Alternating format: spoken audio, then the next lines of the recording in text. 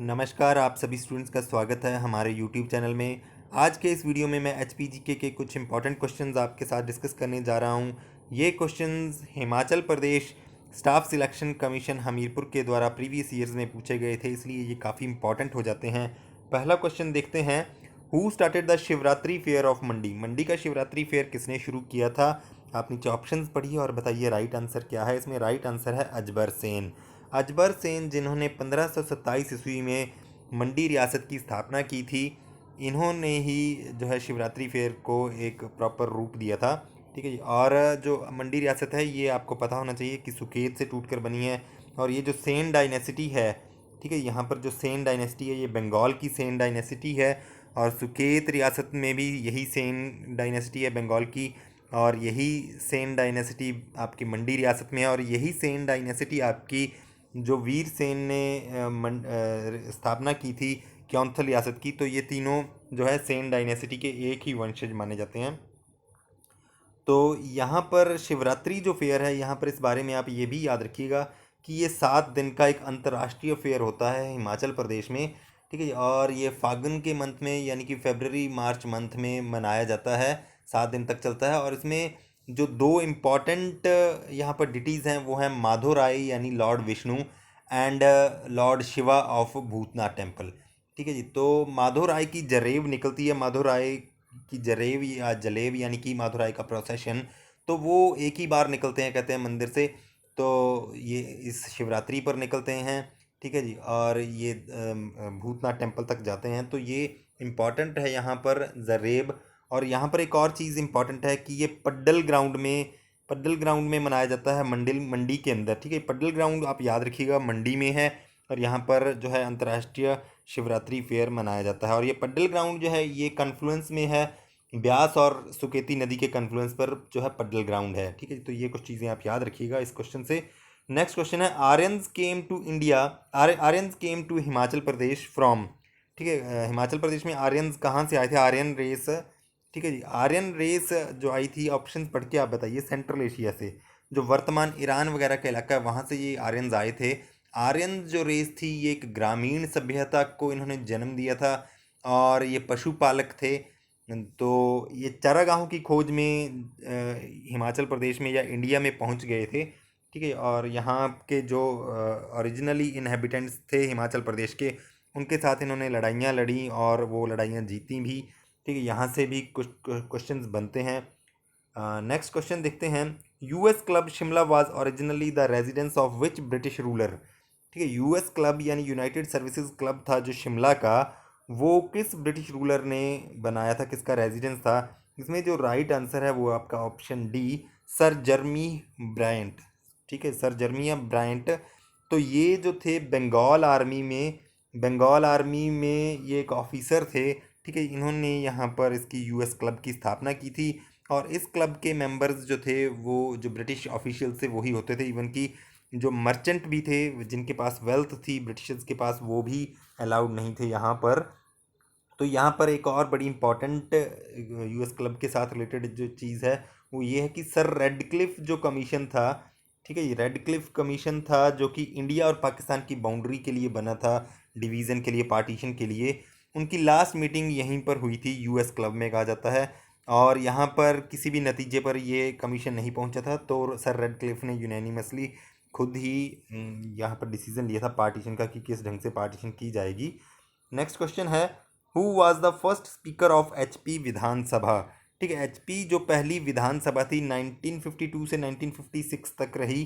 ठीक है जी। इसमें जो थे पंडित जयवंत राम।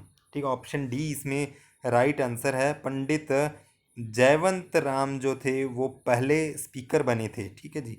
और जो कृष्णचंद्र थे, कृष्णचंद्र, ठीक है जी, कृष्णचंद्र थे, ये थे आपके डेप्यूटी स्पीकर पहले। ठीक है, जो आपकी विधानसभा थी फर्स्ट 1952 से 56 तक। ठीक है जी। और आपको सीएम तो पता ही है कौन थे, हम श्री वाई एस परमार आपके सीएम थे उस टाइम पहले। और इसमें एक और इम्पॉर्टेंट चीज़ है कि उस टाइम 36 सीट्स थी। ठीक है जी, 36 सीट थी पहली विधानसभा में। लेकिन जब बिलासपुर का मर्जर हुआ था हिमाचल प्रदेश में, तो 5 और सीटें बढ़ गई थी और 41 सीट्स हो गई थी। ठीक है, विधानसभा में। नेक्स्ट क्वेश्चन देखते हैं। नेक्स्ट क्वेश्चन है, who was the ruler of Bushahr state when 1857 revolt took place. ये 1857 रिवोल्ट है, इससे बहुत सारे क्वेश्चंस बनते हैं, काफ़ी इंपॉर्टेंट टॉपिक है, ये पता होना चाहिए। इसमें जो राइट आंसर है वो आपका option A Shamsher Singh. Actual में इन्होंने तटस्थ भूमिका निभाई थी और बाद में अंग्रेज़ों ने सोचा था 1857 के रिवोल्ट के बाद कि इनकी रियासत को इनसे ले लिया जाए, लेकिन ऐसा किया नहीं गया, इनकी रियासत इनको वापस कर दी गई थी। तो 1857 के रिवोल्ट के समय शमशेर सिंह थे यहाँ के बुशहर रियासत के राजा। नेक्स्ट क्वेश्चन है, हु फाउंडेड भागल स्टेट। भागल स्टेट जो है ये वर्तमान में किस किस डिस्ट्रिक्ट में पड़ती है?